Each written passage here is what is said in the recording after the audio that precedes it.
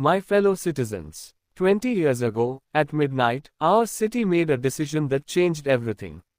From that moment onward, every fuel station dispensed only E100 ethanol.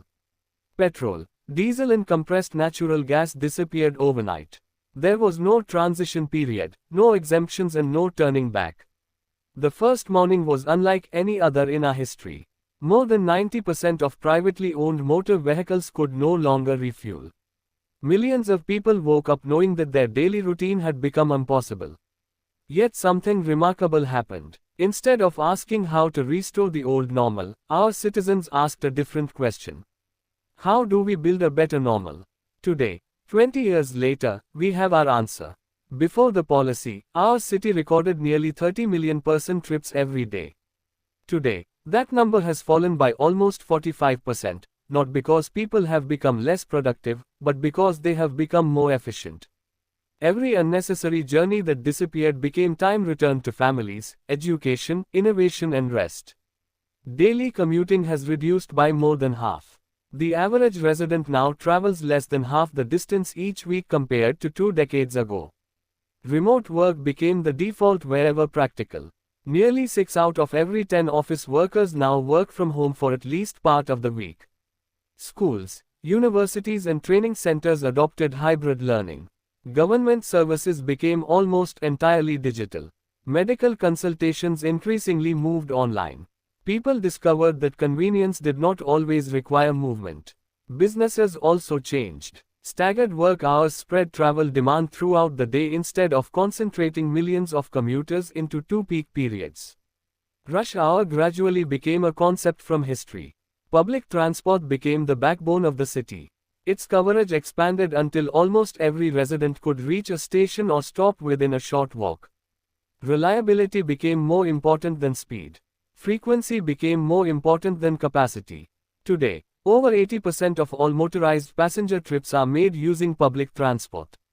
Private vehicle ownership still exists, but private vehicle dependence does not. Our streets changed. Traffic congestion fell dramatically. Average travel times declined despite fewer private vehicles.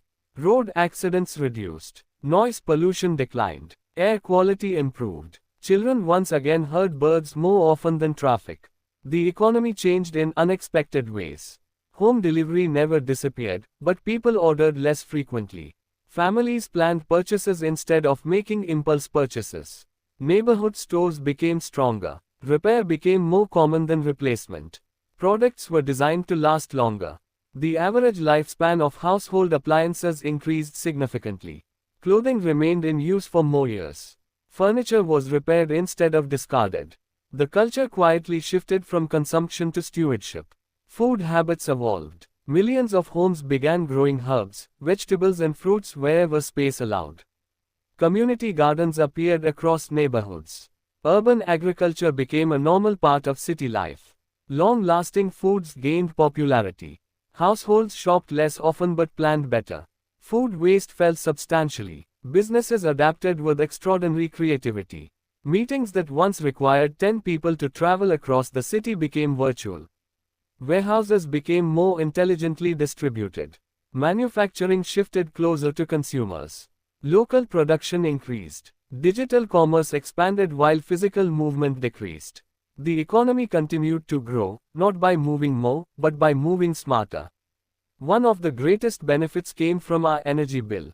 Every liter of imported petroleum fuel we no longer purchased represented money that remained within our own economy. Billions that once left the region each year began supporting domestic agriculture, biofuel production, engineering, manufacturing and research. Thousands of new jobs emerged in ethanol production, vehicle conversion, renewable technologies and public transport. Environmental improvements became measurable. Carbon emissions from road transport declined. Particulate pollution fell. Urban noise decreased. The number of days with good air quality increased dramatically. Cleaner air contributed to healthier lives and lower healthcare costs. Perhaps the greatest transformation cannot be measured in liters, kilometers or currency.